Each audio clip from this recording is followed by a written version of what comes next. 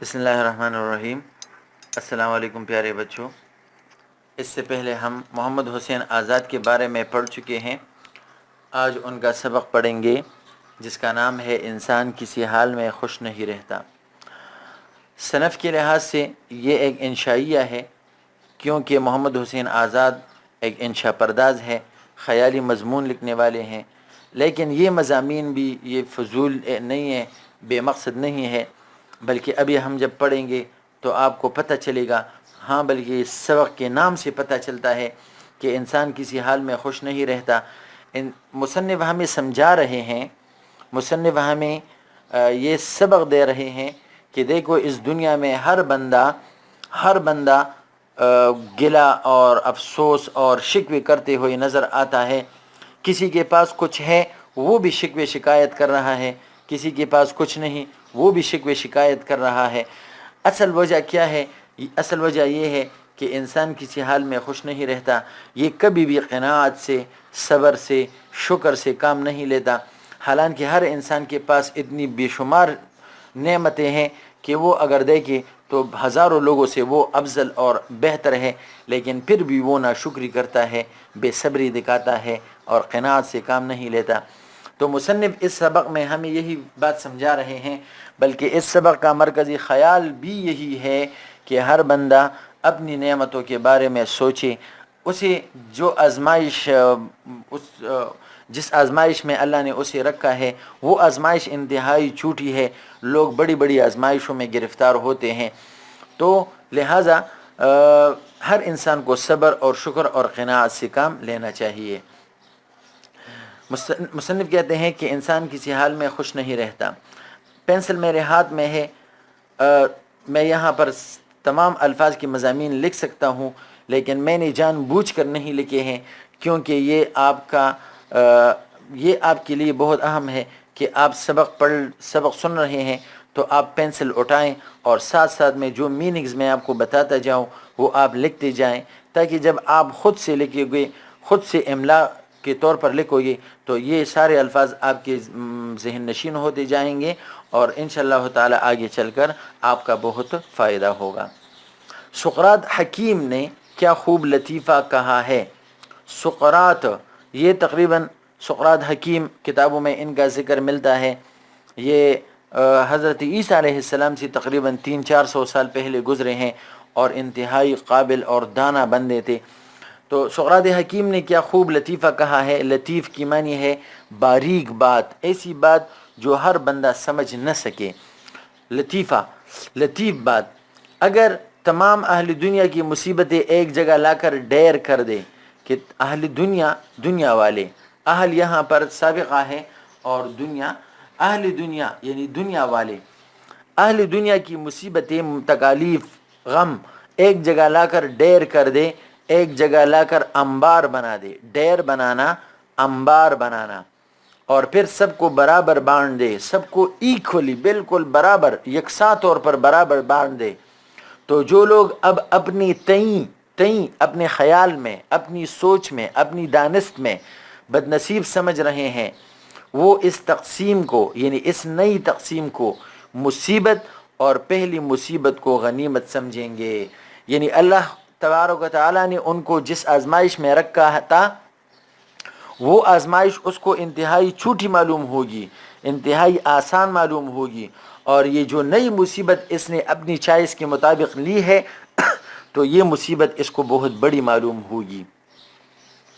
ایک اور حکیم اس لطیفے کے مضمون کو اور بھی بالا تر لے گیا ہے۔ ایک اور حکیم، ایک اور دانا شخص، ایک اور عقل مند شخص اس لطیفے کے مضمون کو، اس لطیفے کے مضمون کو، اس خیال کو اور بھی بالا تر لے گیا ہے، اور بھی اس نے اس کو وسیع کیا ہے۔ وہ کہتا ہے اگر ہم اپنی مصیبتوں کو آپس میں بدل بھی سکتے، یعنی اگر آپس میں ہم تبادلہ بھی کر سکتے، تو پھر ہر شخص اپنی پہلی ہی مصیبت کو اچھا سمجھتا، تو یہ تبدیل کرنے کے بعد بھی ہر بندہ یہ سمجھتا کہ میری جو پہلی مصیبت تھی وہ اس سے بہت اچھی تھی یا بہت ہلکی تھی۔ میں یعنی مصنف، میں سے یہاں مراد ہے مصنف کہتے ہیں کہ میں ان دونوں خیالوں کو وسعت دے رہا تھا، میں ان دونوں خیالوں کے بارے میں سوچ رہا تھا اور بے فکری کے تکیے سے لگا بیٹھا تھا اور بے فکر بیٹھا تھا۔ بے فکری کے تکیے سے انہوں نے تھوڑا فلسفہ چھیڑا ہے، کہتے ہیں کہ میں بے فکری کے تکیے سے لگا بیٹھا تھا، یعنی میں بے فکر ہو کر بیٹھا تھا کہ نیند آ گئی، مجھے نیند آ گئی۔ عام مشاہدہ ہے کہ جب انسان جن خیالوں میں، جن سوچوں میں گم رہتا ہے اور اسے ان خیالوں اور سوچوں میں نیند آ جائے تو نیند میں بھی وہ انہی سوچ کے متعلق خواب دیکھتا ہے۔ تو یہاں بھی چونکہ مصنف ان دونوں لطیفوں کے بارے میں سوچ رہے تھے تو لہٰذا خواب میں دیکھتا ہوں، خواب میں انہوں نے دیکھا کہ سلطان افلاک کے دربار سے، افلاک فلک کی جمع ہے، آسمان کو کہتے ہیں، سلطان افلاک یعنی آسمانوں کے بادشاہ، سلطان افلاک کے دربار سے ایک اشتہار جاری ہوا ہے، ایک اعلان ہوا ہے جس کا خلاصہ جس کا یہ تھا کہ تمام اہل عالم اپنے اپنے رنج و علم، اپنے اپنے غم اور درد، رنج اور علم، غم اور درد، مصیبت، تکلیف، اذیت، ٹینشن، ڈپریشن، جو کچھ بھی ہے وہ لے آئیں، اور مصائب و تکالیف، مصائب مصیبت کی جمع، تکالیف تکلیف کی جمع، اور ایک جگہ ڈیر لگائیں اور ایک جگہ انبار لگائیں اور ایک جگہ جمع کر دیں۔ چنانچہ اس مطلب کے لیے چونکہ ساری دنیا کے لوگ آ رہے ہیں اور ساری دنیا کے غم بہت زیادہ ہیں، لہٰذا اس کے لیے ایک میدان کہ میدان خیال سے بھی زیادہ وسیع تھا، ایک میدان منتخب ہوا جو خیال کی میدان سے، یعنی جہاں تک نظر جاتی تھی بس ایک میدان ہی میدان تھا، تو ایسا بڑا میدان، ایسا کشادہ اور وسیع میدان اس خیال کے لیے یہ منتخب ہوا، تجویز ہوا، یعنی منتخب ہوا، اور لوگ آنا شروع ہوئے، لوگ آتے گئے، کیونکہ کون ایسا بندہ نہیں ہوگا جو اپنے غم سے اور اپنی مصیبت سے چھٹکارا پانا نہ چاہے۔ تو لوگ آنا شروع ہوئے، میں بیچوں بیچ کھڑا تھا۔ مصنف کہتے ہیں کہ میں اس میدان کے بالکل عین وسط میں، بالکل عین درمیان میں، بیچوں بیچ میں، یعنی بالکل بیچ میں کھڑا تھا اور ان کے تماشے کا لطف اٹھا رہا تھا، اور میں اس منظر کا، لفظ تماشا منظر، تماشا منظر، اور میں اس منظر کا مزہ لے رہا تھا، لطف اٹھا رہا تھا، کیونکہ یہ ایک نیا منظر تھا۔ دیکھتا تھا کہ ایک کے بعد ایک آتا ہے، یعنی ایک آتا ہے، اس کے بعد دوسرا چلا آ رہا ہے، اس کے بعد تیسرا چلا آ رہا ہے، قطار در قطار لوگ آتے جاتے ہیں، اور اپنا بوجھ سر سے پینگ جاتا ہے، اور اپنا غم، اپنی تکلیف اور مصیبت سر پر اٹھائے ہوئے یہاں پر آتا جاتا ہے اور پینگتا جاتا ہے۔ لیکن جو بوجھ گرتا ہے، یہ بڑی معنی خیز بات مصنف نے لکھی ہے کہ جو بوجھ بھی گرتا ہے، یعنی جو بندہ سر سے اپنا بوجھ پینگتا ہے تو مقدار میں اور بھی بڑا ہوتا جاتا ہے۔ فرض کرے ایک بندہ 1 کلو وزن لاتا ہے، لیکن جب وہ گراتا ہے تو وہ 2 کلو بن جاتا ہے۔ ایک بندہ 5 کلو لاتا ہے تو جب وہ گراتا ہے تو 9-10 کلو دکھائی دیتا ہے، یہاں تک کہ وہ مصیبتوں کا پہاڑ بادلوں سے بھی اونچا ہو گیا۔ اتنے لوگ آ گئے، اتنی مصیبتیں پینکی، اتنے غم پینکے کہ وہ مصیبتوں کا پہاڑ بڑھتے بڑھتے بڑھتے بڑھتے بادلوں تک پہنچ گیا۔ ایک شخص، اس میدان میں ایک شخص تھا۔ یہ آپ کا ایک بہت اہم سوال ہے، لہٰذا اس کا جواب ذہن نشین کر لیں۔ سوال آ رہا ہے کہ وہم کی تصویر پیش کریں، تو مصنف نے کس طرح پیش کی ہے؟ تو یہ وہ اس وہم کی تصویر ہے کہ دنیا میں ہر بندہ اس وہم میں ہے، اس مصیبت اور گماں میں ہے۔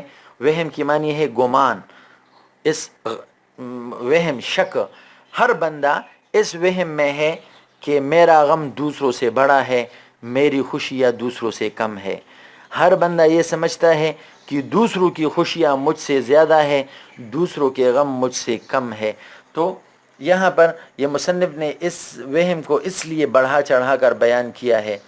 ایک شخص سوکھا سہما انتہائی دبلا پتلا، سوکھا سہما انتہائی خشک، دبلا پتلا، دبلابے کے مارے فقط ہوا کی حالت ہو رہا تھا، اور اتنا دبلا تھا، اتنا پتلا تھا کہ بالکل ہوا کی طرح ہو رہا تھا۔ آپ دیکھتے ہیں نا، ہوا باریک سی باریک جگہ میں بھی نکل جاتی ہے، تو ہوا انتہائی باریک ہو سکتی ہے۔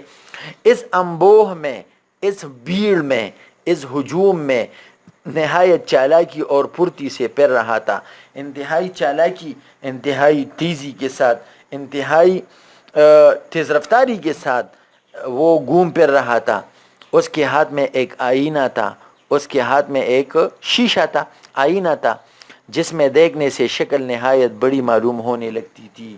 اگر کوئی بندہ اس آئینے میں دیکھتا تو اس میں اپنا چہرہ جو ہے یہ بہت بڑا معلوم ہوتا تھا۔ وہ ایک ڈھیلی ڈالی پوشاک پہنے تھا، اس نے جو لباس پہنا تھا وہ انتہائی ڈھیلا ڈالا تھا، کیونکہ وہ تو دبلا پتلا تھا نا، لیکن اس کے مقابلے میں اس کا جو لباس تھا وہ بہت کشادہ تھا، کھلا تھا، جس کا دامن قیامت سے بندھا ہوا تھا۔ کیا مطلب؟ یعنی جس طرح قیامت کا دن لمبا ہوگا، 50,000 سال پر محیط ہوگا، اسی طرح اس کا دامن بھی لمبا تھا، یعنی دور تک پھیلا ہوا تھا۔ اور اس دامن پر کیا تھا؟ اس پر دیوزادوں اور جنات کی تصویریں زردوزی سے کڑی ہوئی تھی۔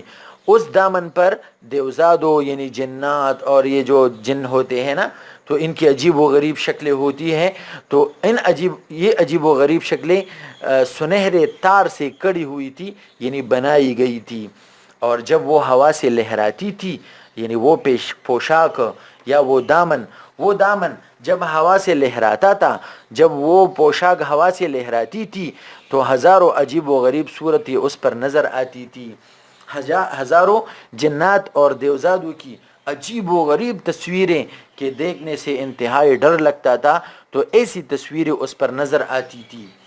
اس بندے کا، یعنی جس کا یہ مصنف نے اتنا زبردست نقشہ کھینچا ہے، تو اس بندے کا، اس کی آنکھ وحشیانہ تھی، اس کی آنکھیں ایسی تھی کہ اگر کوئی بندہ اس کی آنکھوں میں دیکھے تو اس کو وحشت آنے لگے، اس کو خوف محسوس ہو۔ مگر ایک بات تھی کہ نگاہ میں افسردگی تھی، مگر پھر بھی اس کی نظر میں اداسی چھائی ہوئی تھی۔